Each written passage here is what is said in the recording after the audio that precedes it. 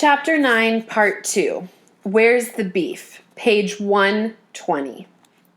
Compared to Isaac's Nuggets, my cheeseburger is a fairly simple food product. According to the McDonald's handout, the cheeseburger contains only 6 ingredients: a 100% beef patty, a bun, 2 American cheese slices, ketchup, mustard, pickles, onions, and grill seasoning, whatever that is. It tastes pretty good too, though what I mainly tasted were the ketchup, mustard, pickles, and onions. By itself, the gray patty had hardly any flavor. Eating it, I had to remind myself that the burger came from an actual cow, probably an old burned-out dairy cow, which is where most fast food beef comes from. Part of the appeal of hamburgers and nuggets is that their boneless forms allow us to forget we're eating animals. I'd been on the feedlot at Pokey only a few days earlier, yet I had trouble connecting that place to my cheeseburger. I could not taste or smell the feed corn, or the petroleum, or the antibiotics, or the hormones, or the feedlot manure, even though I knew they were there. By the time it reaches us, industrial food has been processed so much it no longer seems like something made from plants and animals. Where did my cheeseburger come from? It came from McDonald's. As far as industrial food companies are concerned, that's all we need to know. But it's just not so. My cheeseburger came from slaughterhouses and factory farms in towns like Garden City, Kansas, from ranches in Sturgis, South Dakota, from food science laboratories in Oak Brook, Illinois, from flavor companies on the New Jersey Turnpike, from processing plants owned by ADM and Cargill, from grain elevators in towns like Farnhamville, and, at the end of that long and twisted trail, from a field of corn and soybeans farmed by George Naylor in Sheridan, Iowa. How much corn did Judith, Isaac, and I consume in our McDonald's meal? Add it up. Hamburger. Corn fed to a cow equals 2 pounds corn. 6 nuggets. Corn fed to a chicken equals a half pound. High fructose corn syrup and 3 drinks equals 1 pound. Subtotal, 3.5 pounds of corn. There's more corn in the meal, but it's harder to measure. There are corn products everywhere. For example, there's more corn sweetener in my cheeseburger. The bun and the ketchup both contain HFCS. It's in the salad dressing too. And the sauces for the nuggets, not to mention Isaac's dessert. Of the 60 menu items listed in the McDonald's handout, 45 contain HFCS. The nugget is made with corn products called binders and emulsifiers and fillers. Isaac's shake contains milk from corn-fed animals. Judith's salad contains cheese and eggs from corn-fed animals. The salad's grilled chicken breast is injected with a flavor solution that's also full of corn products. In fact, the majority of calories in the healthy salad come from corn. And the French fries? You would think those are mostly potatoes, yet half of the 500 calories in a large order of fries come from the oil they're fried in. That means the source of those calories is not a potato farm, but a field of corn or soybeans. Corn Eaters R Us, page 122. Some time later, I found another way to figure out just how much corn we had eaten that day. Scientists can use a machine called a spectrometer to look at the carbon in food and tell how much of it came from corn.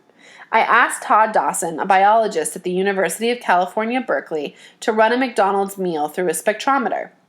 Dawson and his colleague Stefania Membelli prepared a graph that showed roughly how much of the carbon in the various McDonald's menu items came from corn. In order from most corny to least, this is how the laboratory measured our meal. Soda, 100% corn. Milkshake, 78%. Salad dressing, 65%. Chicken nuggets, 56%. Cheeseburger, 52%. French fries, 23%. What looks like a meal with lots of variety turns out to be mainly corn. But so what? Why should it matter that we have become a race of corn eaters, such as the world has never seen? Is this a bad thing? The answer all depends on where you stand. If where you stand is an agribusiness processing cheap corn into 45 different McDonald's items, it is a great thing. It is a way for agribusinesses to sell us more food than we need, and so a way for them to make more money. We may not be expanding the number of eaters in America, but we've expanded how much food they eat, which is almost as good.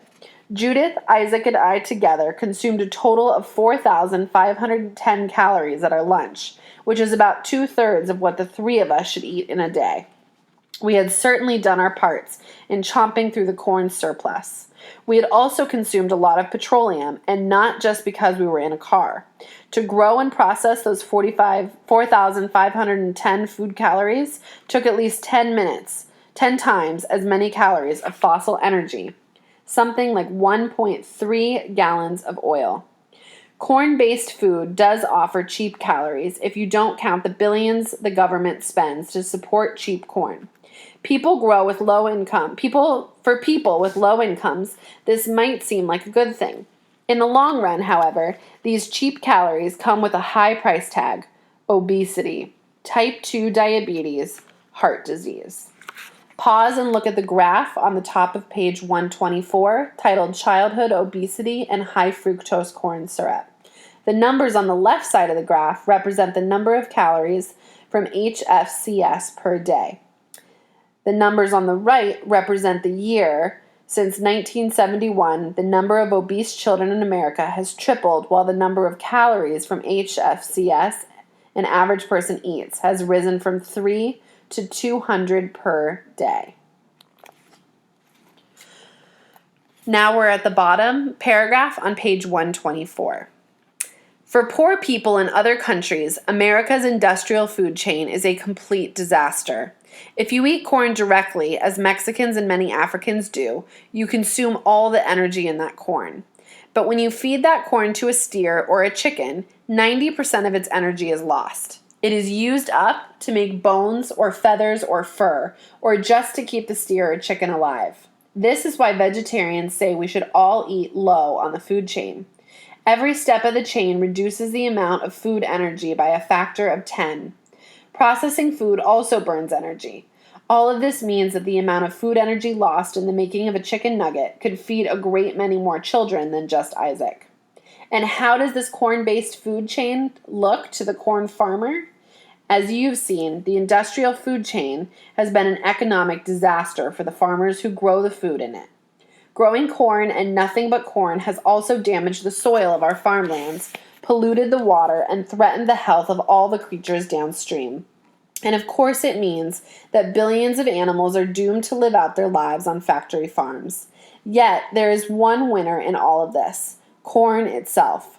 Of all the species that have adapted to thrive in a world dominated by humans, surely no other has done better than the Zea mays. Imagine an Iowa farm with corn, as far as the eye can see. 10-foot stalks in perfect 30-inch rows to the horizon. That farm is just a small part of the 80 million-plus acre corn lawn rolling across the continent. If the corn could, it would laugh at us, the humans eating and drinking it as fast as they can. You have to wonder why we Americans don't worship this plant as the Aztecs did. Like they once did, we make great sacrifices to it. Page 126. These were my thoughts as we sped down the highway, putting away our fast food lunch. What is it about fast food? Not only is it served in a flash, but more often than not, it's eaten that way too.